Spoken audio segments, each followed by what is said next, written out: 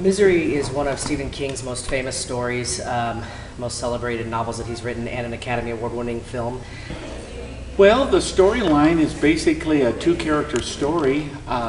It is about a middle-aged writer of romance fiction who has a car accident after finishing probably he thinks his best work he's ever written, which is actually not romance fiction. And he wakes up in this old farmhouse and he's being cared for by a woman named Annie Wilkes.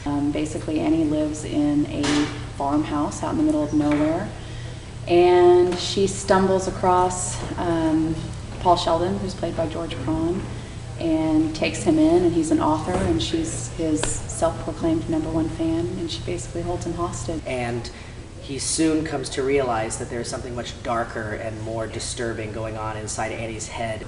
And so the story unfolds about their relationship and how he is treated by her, and in turn how he treats her.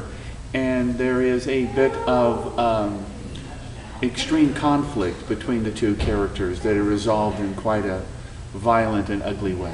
I think some of the things that are the most terrifying about it aren't the infamous hobbling scene or the parts where she's really yelling, but what's the parts where she cuts off and where she manipulates him, because what's really going on behind those eyes and behind her manipulations is, I think, what is the most terrifying thing about the story.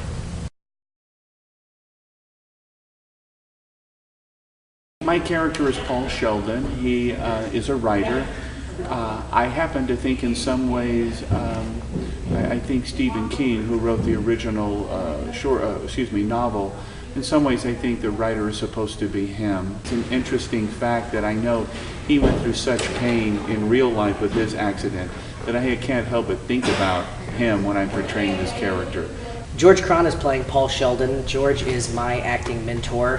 When I was in college, he basically was my favorite teacher and took me under his wing, and I've learned everything that I know about the craft of acting from him.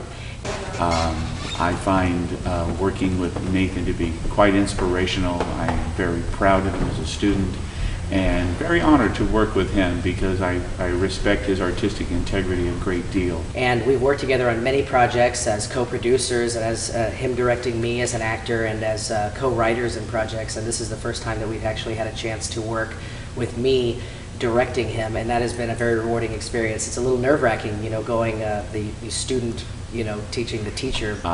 It's an interesting situation to be acting under a student of mine, but I think we have pulled it off quite well. And Nicole. Yes. Misery.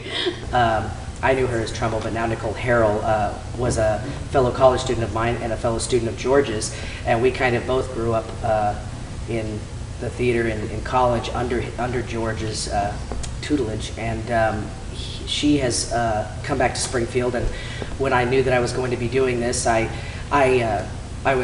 had open auditions, but I wanted to have a few people come out and audition, and I had asked Nicole if she'd be interested. I didn't think she was going to come out, but she did, and she completely blew me away in the audition. She's a fantastic actress, and she's much younger than what Annie Wilkes would typically be played as, much younger than Kathy Bates, who made the role famous, but she has done a remarkable job. It's the hardest thing I've ever done. For so many reasons.